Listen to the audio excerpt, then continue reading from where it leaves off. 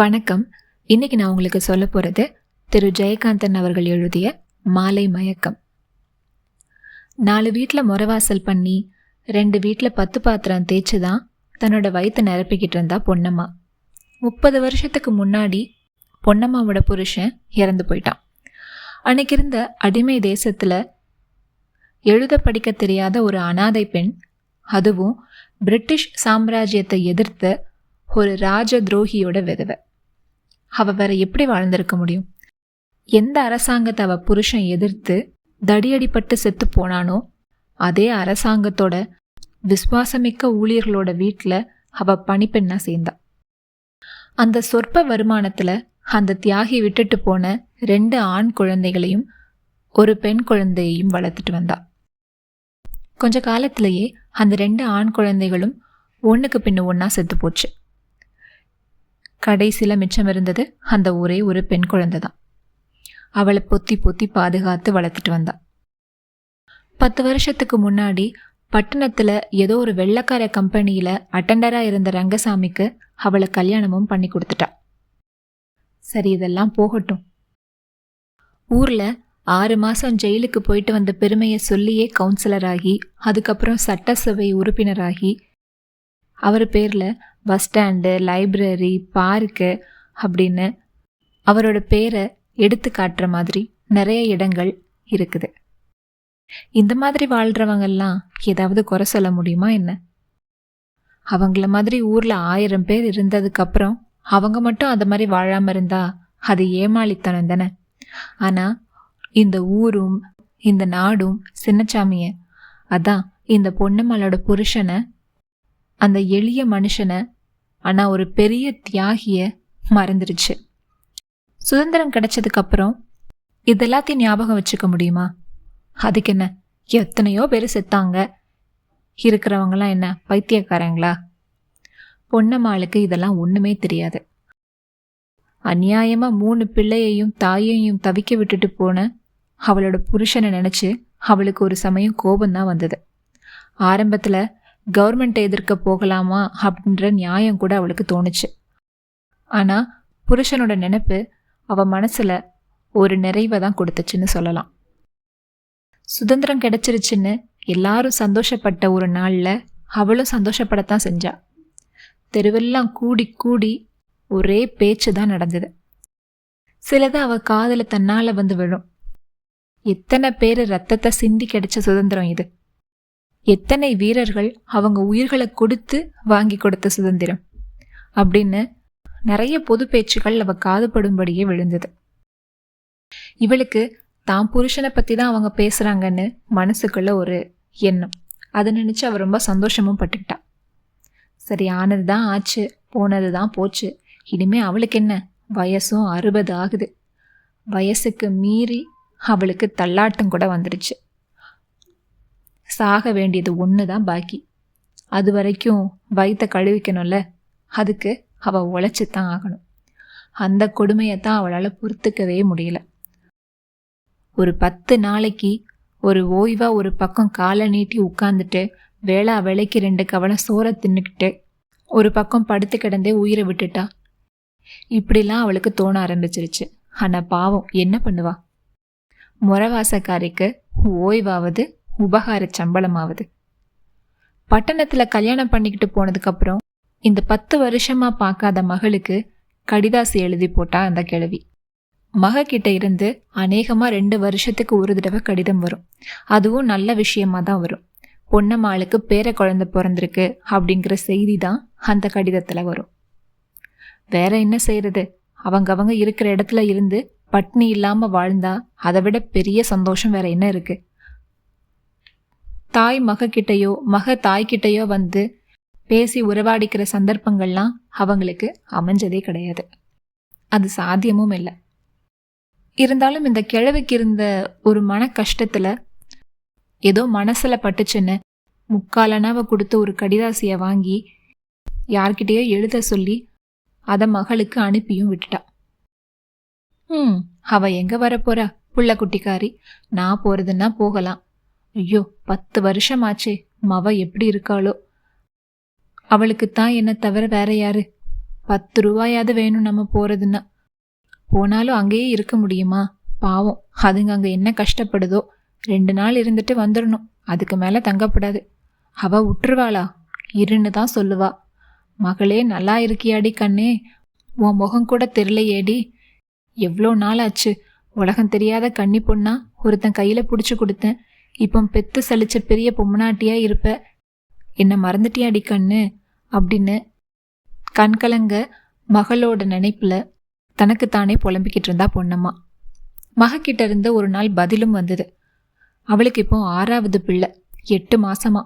அம்மாவை பார்க்க அவளுக்கும் ரொம்ப ஆசையா இருக்குதான். பிள்ளையும் குட்டியுமா நான் எப்படி வர முடியும்? அதனால அவசியம் நீ இங்க புறப்பட்டு வந்துரு, என்னோடயே இருந்துரு கடைசி காலத்துல அப்படின்னு அவ எழுதியிருந்ததை பார்த்ததுமே கிழவிக்கு சந்தோஷம் தாங்க முடியல. என் அவ என்ன வர சொல்லி கடிதாசி போட்டிருக்கா, அங்கேயே வந்து இருந்துடணுமா அப்படின்னு எல்லாருக்கிட்டையும் அந்த கடிதத்தை காட்டி காட்டி தான் மகளுக்கு தான் மேல இருக்கிற ஆசைய, தன்னை வந்து இருக்க சொல்ல ஒரு இடம் இருக்குது அப்படின்னும் தனக்கு இருக்கிற ஒரு ஆதரவையும் இந்த ஊர் முழுக்க சொல்லி பெருமை அடிச்சுக்கிட்டா. ஆமாம் பாட்டி, அதுதான் சரி. ஏன் இந்த வயசான காலத்துல இப்படி தனியா இருந்துட்டு கஷ்டப்படுற? உன் மகக்கிட்டயே போய் இருந்துரு அப்படின்னு நிறைய பேர் அவள்கிட்ட யோசனையும் சொன்னாங்க. ஆமா ஆமா, போயிட வேண்டியதுதான் அப்படின்னு எல்லாருக்கிட்டையும் பதில் சொல்லிட்டு வந்தா. வீட்டுக்கு வந்தப்போ சந்தோஷத்தினால ஒரு படபடப்பு இருந்திருக்கும்ல. வீட்டுக்கு ரொம்ப டயர்டா தான் வந்தா. அவளோட முந்தானைய தரையில விரிச்சுக்கிட்டு படுத்துட்டா. அவதான் குழந்தை, என்னமோ ஆசையில எழுதியிருக்கானா, நானும் போய் அங்க உட்காந்துக்கிறதா? நான் ஒரு அறிவு கிட்ட மாடு, வயசுதான் ஆச்சே ஒழிய புத்தியே இல்லை அப்படின்னு அவளே திட்டிக்கவும் செஞ்சா.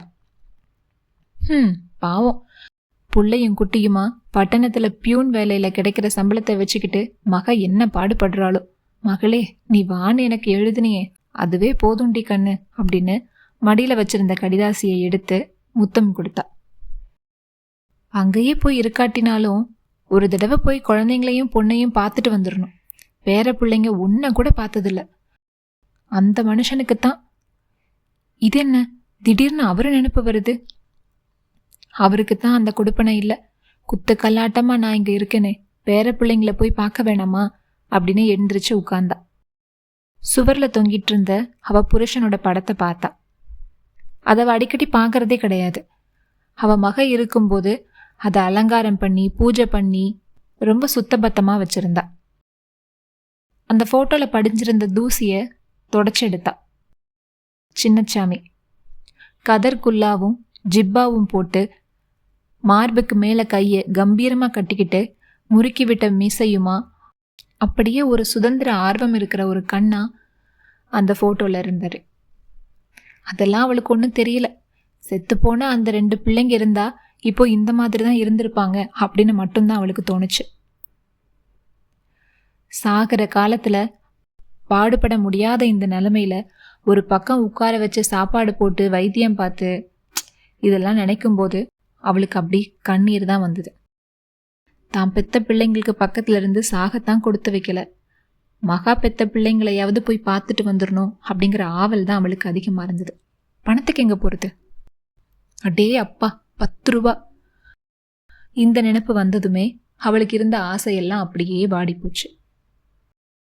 இந்த நாடும் ஊரும் சின்னச்சாமியை மறந்துட்டாலும் அவங்க வாழ்ற அந்த தேசத்துல சில பேர் அந்த தியாகிய ஞாபகம் வச்சிருந்தாங்க. அவங்கள சில பேர் அவ அடிபட்டு அந்த இடத்துல ரத்த வெள்ளத்துல செத்து போனதை கண்கூட பார்த்தவங்க. அவங்க எல்லாரும் சேர்ந்து சின்னச்சாமிக்கு நினைவு மன்றம் ஒன்று வைக்கணும் அப்படின்னு முடிவு கட்டினாங்க. அதுக்கு தேதியும் பார்த்தாங்க. அதோட தொடக்க விழாவுக்கு தலைமை வகிக்க உள்ளூர்ல ஒரு பெரிய மனுஷரை, அதான் இந்த வரப்போற தேர்தல்ல பார்லிமெண்ட்டுக்கு போட்டியிட போறவரை கூப்பிட்டாங்க. சின்னச்சாமியை பத்தி அவருக்கு கொஞ்சம் கூட தெரியாதுன்னு வச்சுக்கோங்க. அவரை பத்தி இவர் கேள்விப்பட்டது கூட கிடையாது. இருந்தாலும் அந்த திறப்பு விழாவுக்கு இவர் ஒத்துக்கிட்டாரு. சின்னச்சாமியோட படத்தை அவனோட மனைவி பொன்னம்மாளை வச்சுதான் திறக்கணும் அப்படின்னு ஒருத்தர் சொல்ல அதை எல்லாருமே முழு மனதா ஒத்துக்கிட்டாங்க. அன்னைக்கு திறப்பு விழா. வேலைக்கு போக முடியாம 2 நாள் பட்னியா மகளோட நினைப்புல படுத்து கிடந்த பொன்னம்மாள் வீட்டுக்கு பக்கத்துல ஒரு கார் வந்து நின்னுச்சு. அம்மா அம்மா அப்படின்னு வெளியில இருந்து ஒரு குரல் வந்ததுமே பொன்னம்மாள் எந்திரிச்சு வந்தா. எதிரில் ஒரு தியாகியோட மனைவியை பார்க்குற ஒரு பக்தி உணர்ச்சியோட கையெடுத்து கும்பிட்டுக்கிட்டே 2 இளைஞர்கள் நின்றுட்டு இருந்தாங்க. நீங்க தானே பொன்னம்மா? ஆமாஞ்சாமி, இந்த பேட்டையில் தியாகி சின்னச்சாமி நினைவு மன்றம்னு ஒன்று ஆரம்பிச்சிருக்கோம். நீங்கள் அவசியம் விழாவுக்கு வந்து உங்கள் புருஷனோட படத்தை திறந்து வைக்கணும். சாயங்காலம் 4 மணிக்கு நாங்களே வந்து உங்களை கூட்டிகிட்டு போயிடுறோம் அப்படின்னு சொன்னதை கேட்டப்போ பொன்னம்மாளுக்கு ஒன்றுமே புரியலை. கூப்பிட வந்தவங்க போயிட்டாங்க. பொன்னம்மாள் மகளை நினச்சிக்கிட்டு ஊருக்கு போகணுங்கிற அந்த கற்பனையிலேயே மறுபடியும் போயிட்டா. சாயங்காலம் 4 மணியும் ஆச்சு. பொன்னம்மாள் வீட்டுக்கு பக்கத்தில் அவங்க சொன்ன மாதிரி கார் வந்து நின்றுச்சு. பொன்னம்மாள் கந்தல் சேலையை அதோட கிழிசல் எதுவுமே தெரியாமல் அப்படியே மறைச்சி கட்டிக்கிட்டு அந்த காரில் ஏறி உட்கார்ந்தா. அக்கம் பக்கத்தில் இருந்தவங்க என்ன நினைப்பாங்கன்னு நான் சொல்ல வேண்டியதில்லை. பாத்தியா, இந்த கிழவிக்கு கார் சவாரி யோகம் கிடைச்சிருக்கு அப்படின்னு ஆச்சரியமா பார்த்தாங்க. அந்த கார் புறப்பட்டுட்டு போய் சேர்ந்த இடத்துல ஒரே ஜனக்கூட்டம். தொண்டர்கள்லாம் சேர்ந்து கார்ல இருந்து கிழவியை இறக்கி மரியாதையோட மேடைக்கு கூட்டிட்டு போனாங்க. நாற்காலியில அவளை உட்கார சொன்னாங்க. அவ வேலை செய்யற வீட்டில் உள்ள எஜமானர்கள் மாதிரி பெரிய பெரிய மனிதர்கள் அந்த மேடையில உட்கார்ந்துருந்ததை பார்த்ததுமே பொன்னம்மாளுக்கு உடம்பு ரொம்ப கூசிச்சு. அவங்களோட அவளால சகஜமா உட்கார்ந்துக்க முடியல. ரொம்ப தயங்கி தயங்கி கூனி குறுக்கி தான் உட்கார்ந்துருந்தா. அந்த பெரிய மனுஷங்கள ஒருத்தர் ரொம்ப வற்புறுத்தி சொல்ல போய் அவ உடம்ப குறுக்கிக்கிட்டே உட்கார்ந்தா. அந்த திறப்பு விழாவுக்கு தலைமை வகிச்ச அந்த உள்ளூர் பெரிய மனுஷர் வரப்போற தேர்தல்ல பார்லிமெண்ட்டுக்கு போட்டியிட போறவர். ரோஜா மாலையிலிருந்து உதிர்ந்து போன அந்த ரோஜா இதழ்களை அப்படியே மென்னுகிட்டே உட்கார்ந்துருந்தாரு. கூட்டத்துல பல பெரிய மனிதர்கள் சின்னசாமியை பத்தி வானலாவ புகழ்ந்துட்டு இருந்தாங்க. இதெல்லாம் பார்க்கும்போது அந்த கிழவிக்கு தான் புருஷனை பத்தி தான் பேசுறாங்களா அப்படின்னு கூட அவளுக்கு ரொம்ப சந்தேகமா இருந்துச்சு. இப்போ தியாகி சின்னசாமியோட துணைவியார் நம்ம கூட வாழ்ந்துட்டு இருக்காங்க. நம்ம ரொம்ப பாக்கியசாலிகள். நமக்கு இன்னும் பாக்கியம் கிடைச்சிருக்கிறது, அவங்களே வந்து அவங்க கணவரோட படத்தை திறந்து வைப்பாங்க அப்படின்னு சொன்னதும் கூட்டத்துல ஒரு பெரிய கரகோஷம். பொன்னம்மாள் எந்திரிச்சு போய் படத்தை திறந்தா. கதர் குல்லாவும் கதர் ஜிப்பாவும் முறுக்கிய மீசையும் சுதந்திர ஆர்வம் வீசும் கண்களுமா மார்பு மேல கையை கட்டிக்கிட்டு சின்னச்சாமி அதுல இருந்தாரு. அவளுக்கு அப்படியே உடம்பு புல்லரிச்சு போச்சு. இப்பொழுது பொன்னம்மாள் அவர்கள் சில வார்த்தைகள் பேசுவார்கள் அப்படின்னு சொன்னதும் மைக்க அவ முன்னாடி கொண்டு வந்து நிறுத்தினாங்க. ஒரு சிறுமி கையில ரோஜா மாலையோட அங்க வந்து நிக்கிறத பார்த்ததுமே பொன்னம்மாளுக்கு ஒரே திகைப்பு. மாலையை கையில வாங்கிக்கிட்டா. என்னத்த பேசுறது? வயிற்றுல பசியும் நெஞ்சில மகளோட நினைப்பும் கண்கள்ல கண்ணீரும் மட்டும்தான் இருந்தது பொன்னம்மாளுக்கு. அது எல்லாம் சேர்ந்து அவளை பேச விடாம அவ தொண்டையை அடைச்சது. என் புருஷன் தடியடிப்பட்டு செத்து போனாரு. அதுக்கப்புறம் என் பிள்ளைங்க 2 சீக்குக்கு மருந்து வாங்கி தர முடியாம செத்து போச்சு. என் மவ பட்டணத்துல புருஷனோட வாழுது. அவ முகத்தை கூட நான் பார்த்து 10 வருஷத்துக்கு மேல ஆகுது. நான் தள்ளாத வயசுல தனியாயிட்டேன். அவரை பத்தி நீங்க பேசுறத கேட்குறப்போ ஒரு பக்கம் சந்தோஷமாவும் இருக்கு, இன்னொரு பக்கம் வருத்தமாவும் இருக்கு. நீங்க எல்லாம் ரொம்ப நல்லவங்களா இருக்கீங்க. பெத்தவங்களை பிரியாம புள்ள குட்டிகளை பிரியாம நீங்க நல்லா இருக்கணும் அப்படின்னு கையெடுத்து கும்பிட்டப்போ கூட்டம் கரகோஷம் எழுப்பிச்சு. கார்ல இருந்து கையில ரோஜா மாலையோட வீட்டுக்கு பக்கத்துல வந்து இறங்கும் போது கூட வந்தவங்க கிட்ட பட்டணத்துக்கு போய் மகளை பாக்குறதுக்காக ஒரு 10 ரூபாய் கேட்கலாமான்னு கூட அவளுக்கு தோணுச்சு. நமக்கு இவ்வளோ மரியாதை தராங்களே, யாராவது 10 ரூபாய் தரமாட்டாங்களா மகளை போய் பார்த்துட்டு வர்றதுக்கு? வந்த அப்புறம் இன்னும் கொஞ்ச நாளைக்கு உசுறு போற வரைக்கும் உட்கார வச்சு ஒருவேளை சோறு போடுறதுக்கு அந்த எஜமானர்கள்ல ஒருத்தர் இருக்க மாட்டாங்களா அப்படிலாம் கூட அவளுக்கு மனசுல ஆசை. இருந்தாலும் மானம் அந்த வலையில சிக்க விடாம அவளை தடுத்துருச்சு. அவ வீட்டுக்குள்ள நுழைஞ்சதுமே கூட வந்தவங்கெல்லாம் போயிட்டாங்க. அவ கையில இருந்த ரோஜா மாலைய புருஷனோட படத்துக்கு போட்டுட்டு கும்பிட்டா. என்ன அல்பமான ஒரு நினைப்புல சின்னத்தனமா நடந்துக்க இருந்த. மானத்தோட சித்தா போதும் என் தெய்வமே அப்படின்னு சொல்லி மறுபடியும் சின்னச்சாமிய கும்பிட்டா. பொன்னம்மாளுக்கு பசியில கூட்டத்துல கிடைச்ச ஒரு சோடாவை குடிச்சிருந்ததுனால வயித்த புரட்டுச்சு. காலையில தான் வேலை செய்யற வீட்டுக்கு போனா பழைய சோறு கிடைக்கும் அப்படிங்கிற நினைப்போட பச்சை தண்ணிய ஒரு குவளை எடுத்து குடிச்சிட்டு சேலை முந்தானையை விரிச்சு படுத்துக்கிட்டா. அவரை யாரும் மறக்கல, என்ன மரியாதை அப்படின்னு படுத்துக்கிட்டே அந்த படத்தை பார்த்து சந்தோஷப்பட்டா கிழவி. காத்துல படத்துல இருந்த மாலை அசையும் போது ரோஜா இதழ்கள் அவ மேல உதிர்ந்துச்சு. அவ ஏதோ ஒரு நினைப்புல ஒவ்வொரு இதழா எடுத்து கூட்டத்துல அந்த பெரிய மனிதர் மென்னுக்கிட்டு இருந்தாரே அதே மாதிரி மென்னு தின்னுட்டு இருந்தா. இவளோட பசிக்கு அது காணுமா என்ன? அதுக்கப்புறம் நிம்மதியா தூங்கியும் போயிட்டா. மாலை மரியாதையெல்லாம் பார்த்ததுமே அவளுக்கு அப்படியே ஒரு விதமான மயக்கம். அப்ப கொஞ்சம் வேகமா காத்தடிச்சுது. அப்போ சின்னச்சாமியோட படத்துல மாட்டியிருந்த அந்த மாலை பொத்துன்னு அவ முகத்துல வந்து விழுந்தது. பொண்ணுமா திடுக்குன்னு எழுந்திருச்சா. எந்திரிச்சு நின்று படத்தை அப்படியே வெறிச்சு பார்த்தா. மங்கி அந்த சிம்னி விளக்கோட வெளிச்சத்துல அவ புருஷனோட உருவம் தெரிஞ்சுது. கதர்குல்லா, கதர் ஜிப்பா, மார்பு மேல கம்பீரமா கட்டின கைகள், முறுக்கிய மீசை, சுதந்திர ஆர்வம் வீசும் கண்கள். கேவலம் இந்த மாலைக்காகலாம் நான் ஒன்றும் சாகல அப்படின்னு சொல்றது மாதிரி இருந்தது சின்னச்சாமியோட உருவம். அது இந்த கிழவிக்கு புரிஞ்சதோ என்னமோ, கடவுளுக்குத்தான் தெரியும். அவளோட கண்கள் தரையில கிடந்த மாலைய அப்படியே விரிச்சு பார்த்துச்சு. இப்படி இந்த கதை முடியுது. கதை எப்படி இருந்ததுன்னு கமெண்ட்ஸ்ல சொல்லுங்க. அடுத்த வாரம் இன்னொரு சிறுகதையுடன் உங்களை சந்திக்கிறேன். நன்றி.